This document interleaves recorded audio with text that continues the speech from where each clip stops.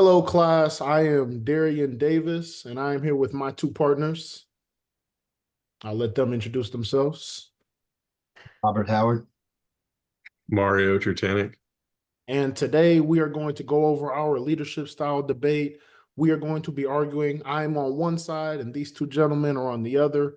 I mean, we're going to get into the debate, but for us, as of right now, we have some good speaking points, and we plan to end up doing some collaboration as well. So I will start things off. I am on the position of transactional leadership in college athletics. And I'll just start off by saying the biggest thing is the emphasis on structure, discipline, accountability. When you have transactional leadership, there is 100% clear expectations. The structured environment in the system, it leads to rewards and punishments. And because of the high stakes world of colleges, the evidence behind it is like, hey, if I want to play, I have to perform. If I want to get that exchange of awards, it's like literally like an employee. Because of the way that college is changing with the NIL and the money, it is truly becoming a business. So for me, I'm saying in sports, my supporting evidence is just that transactional leadership involves a setting of clear goals, clear expectations, and then with that feedback, you get those incentives immediately.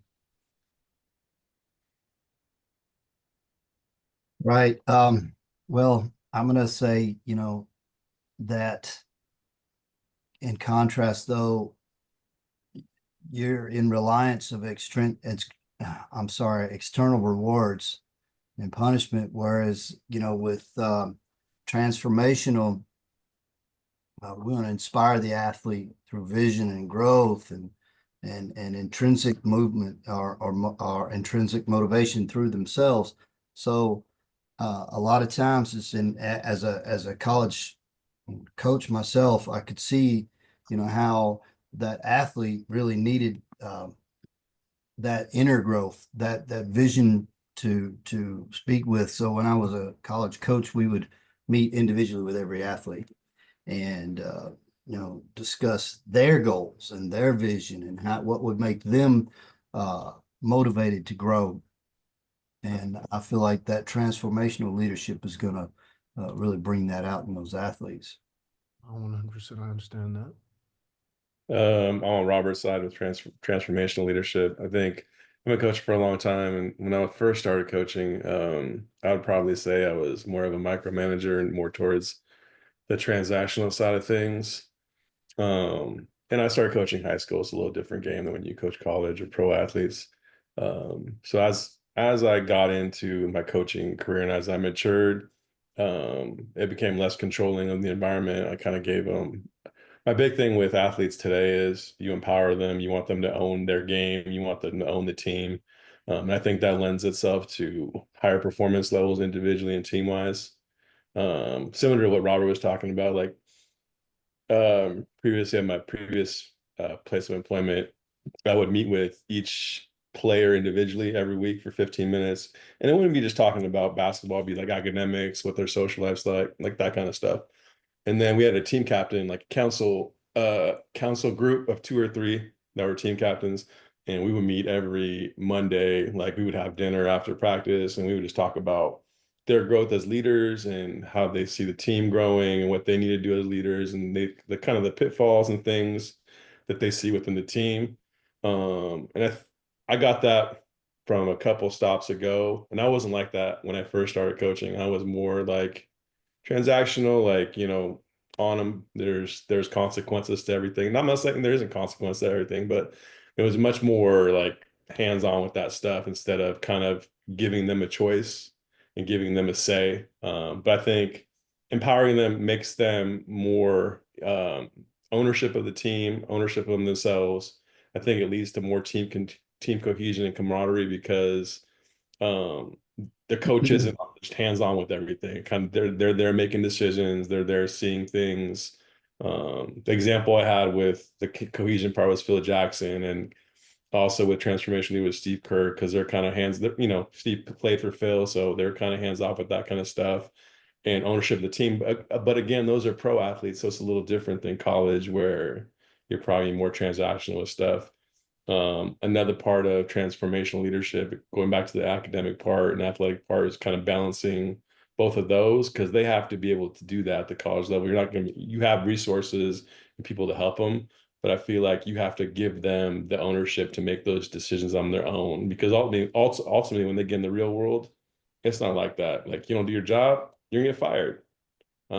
So as my journey as a coach has grown, I've matured and I've kind of been more of a micromanager to kind of more empowerment for the players. Very nice. So I Uh, love what both of you said, because that leads to my next point to kind of debate. Because literally, what you guys talked about with the transformational leadership is the importance of breathing life into an athlete so that you can get long-term success. For me, in contrast to that, I would say transactional leadership helps you drive some short-term performance and some more immediate results, because there is some things that you can't put on the back burner when it comes to athletics. You have to have some excellence coming immediately. And because you're using transactional style, you recognize and reward some things a little quicker. The reason I would say this matters is because, especially, I know we talked about high school and we talked about pro athletes, but really sometimes in collegiate athletes, you face pressure to deliver quick results because of fan base, because of these kids all the short window of time that you're with you. So I really do enjoy what y'all said. But another thing also to go along with that is the alignment with measurable outcomes. So when you have something that's measurable, it makes it easier for the kids to say, hey, maybe this is exactly what I need to do. Whereas when it's transformational, it's like not truly black and white. Well, and I want to go with what Mario said, because I know that are you coaching high school right now, sir? Right now, I am coaching college athletics. Yes. I mean, Mario, are you coaching high school? Right now I'm not coaching. This is my first year I took off. Okay, but you're traditionally a high school coach, right? Mostly college. I've coached high school to start and then went to All right, so college. you've been to both. All right, Yeah. so and I have too, and currently I'm a high school athletic director, and I can tell you, if you could see the the the student athlete and how they're changing now, and I see them every day. If they're just not happy, if it gets a little difficult, they'll quit and they give up. And when I coached here at New Mexico Highlands University softball, they weren't much different. If they got a little tough, they ready to quit. I mean, I had a senior; she was ready to go for her senior year. She was starting catcher, and she just, well, this is not entertaining for me anymore, and she just decided not to play anymore. I was like, you've got to be kidding me! And so we've got to find that inner motivation, and that's why I'm talking about the transformational, because they've got to be able to pull it out. I know what you mean. Darian, I agree with you on all that you're saying, because I'm a big Nick Saban fan. Trust the process, and I agree 100%. But I think the way that the kids they're changing today, and they don't adapt the same way. And my generation was more, you do it or you just aren't a part of it, and you wanted to be a part of that. Even if you were a backup, you were okay because you were still a role. Now, if they're just the least bit unhappy, they're just not involved. And I think we've got to find that inner motivation, like he said, ownership of the team, so they can feel really good about what they're doing.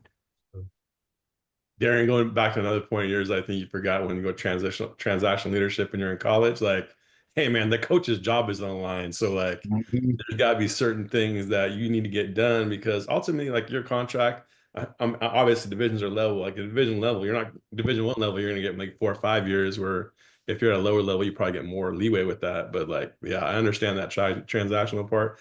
And going back on the transformational part, like one thing I've noticed, having done this for a while, man, like if you don't care about the kids, they won't care at all. Like they'll quit on a drop of a hat. It doesn't matter how much you know as a coach. You have to invest the time into them. Like, oh, Coach Mario or Coach Robert actually care about you, and it makes, you know what, it makes it really, really hard for them to quit, because they develop that relationship with you, and they know at the end of the day that, hey man, he has my best interest at heart. And I also think the difference in leadership styles is also like the maturity of the kids you have too. I feel like if you have more mature kids, you can be more transformational. Where if you have a younger Right, team right, right. that doesn't have that leadership maturity, that transactional stuff will work. Like you, as a leader, I think you got to be able to adjust. You got to be able to kind of feel your team out. And I love that too. And I like, our mindset right now. We're thinking about it is from a coach's aspect. Now, I want to gauge your mind when you guys hear this. For me, I would say that transactional style also is in collaboration with compliance. So as an athletic director who's running the entire sports, seeing that these guys are doing things in a nature that 100% reflects the school. So for myself, I'm at a Christian university with some of the transactional coaches that we have on campus who use that style. It's this is what you're doing. You're 100% be a reflection of our program. And this way you have to stay in this line. And with that, those rules, it's like, okay, the president could walk by and say, okay, these are a good group of kids in terms of representing our school. Now, I understand what you guys mean by, letting them take ownership of them things, but when it comes to the daily operations and you had that certain authority, sometimes those transactional relationships really are essential in strict environments. So what do you guys think about that? No, I agree. And Mario, I think the point that you just made about them, uh, you're right. We have to be flexible.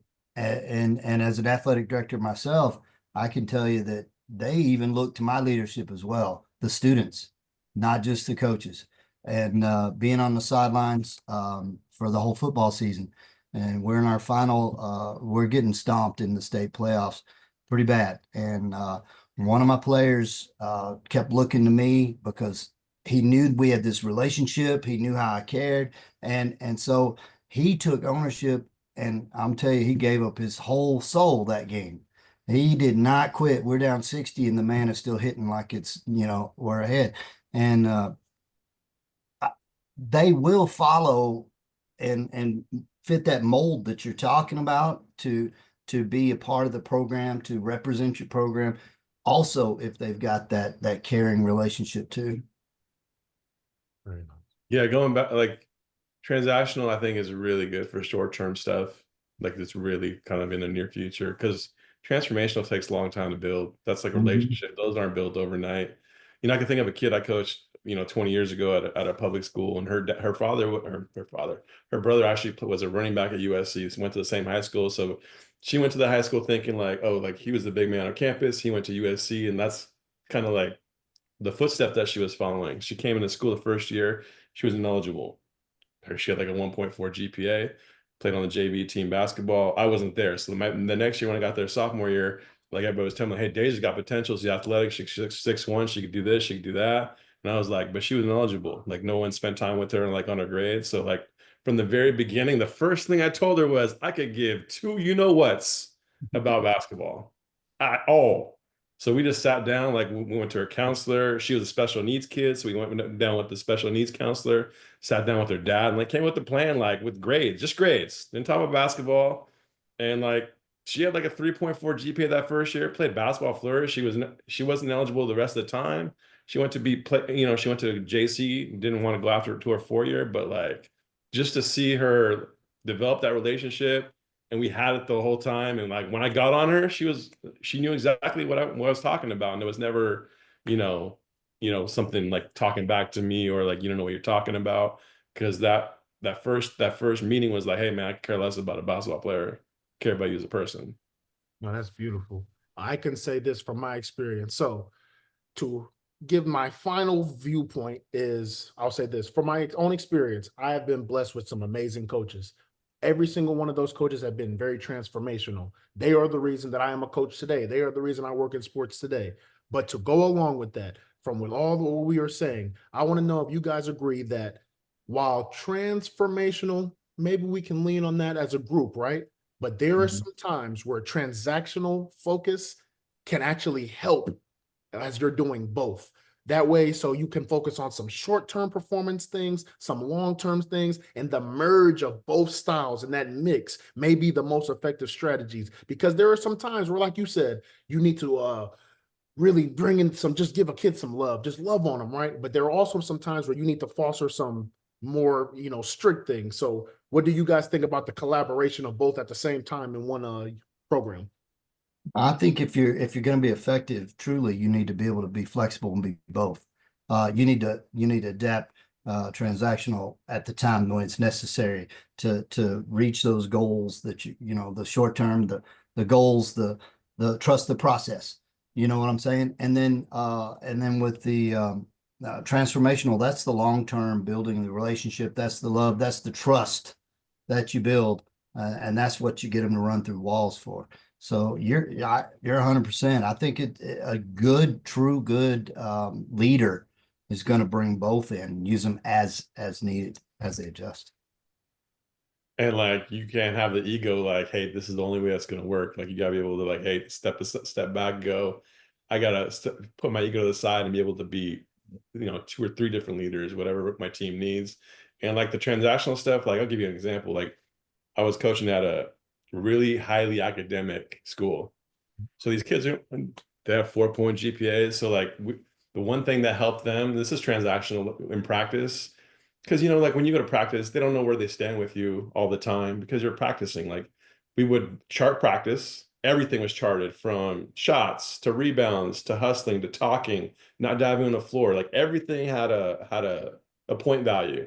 And after every practice the next day, they knew exactly where the point value was, what they struggled with, what they needed to work on, and what they did well. That absolutely was helpful to those kids. Maybe not to all kids, but like certain groups, like it's extremely useful. And I think as a leader, you need to be flexible and put your ego to a side, and like you got to pick the best style for your team. I love that. And so while we were, debating, but I see we got to a collaboration point. So for the closing statement, this is where I am at from what we spoke about. In a dynamic environment, college athletics, it's crazy. There's a lot of different things. I think one of the first things that we've established is that as a leader, you have to be flexible. You do have to understand what your team is and be able to do maybe a little bit of both. Then we understand that we can see the benefits of both of our style. So for me, I can say with the transactional stuff, having some rule-driven things and some result-driven things to keep the kids focused, keep everyone in line, maybe in compliance with the university, while at the same time, you guys talked about that ownership, having ownership of your program that comes with transformational leadership and the growth that you get long term, because sometimes those relationships, especially in sports, those are what makes the difference when it becomes between the lines. So I love what we are speaking about, especially with the demands of college athletics. And I hope that as we continue our styles and our journeys in athletics, that we find ways to balance our styles, whether it's transactional, transformational, to get the best out of our organizations. No, you summed it up perfectly there, sir. I only thing I'd like to add to that is actually that as I continue my leadership style in athletics and just as a superintendent, even of a whole school district, is that it's not just those two. Reading this leadership book, I've seen that I've merged several different leadership styles in there at certain times with certain people. So I think that's what we have to do, is be that very flexible and adjustable type person. I agree. Like just going through the book and doing this course, like you could look at different chapters and stuff. Like I did that at this point. I did this at this point. And it's cool to see how you grew up as a leader and like how much room you still have to grow and like adjust. Like it's not just like the leadership style, like whatever sport you coach, like your style has to change because the game changes too. Like you can't be stuck like, oh, I'm gonna play this style for 20 years. Nah, you're not gonna last that long. You gotta adapt or die. And you gotta be flexible and adjustable and like set your ego to the side. Very nice. So, I mean, fellas, I appreciate you guys. Again, I'm Darian Davis. I'll let you Thank guys. you, Darian. And I just, as Thanks, we Darian. turn this in and close this up, I just appreciate the points, and I hope whoever views this in our class, I hope they're able to get some good gems out of this as well. Sir, me too. Thank you.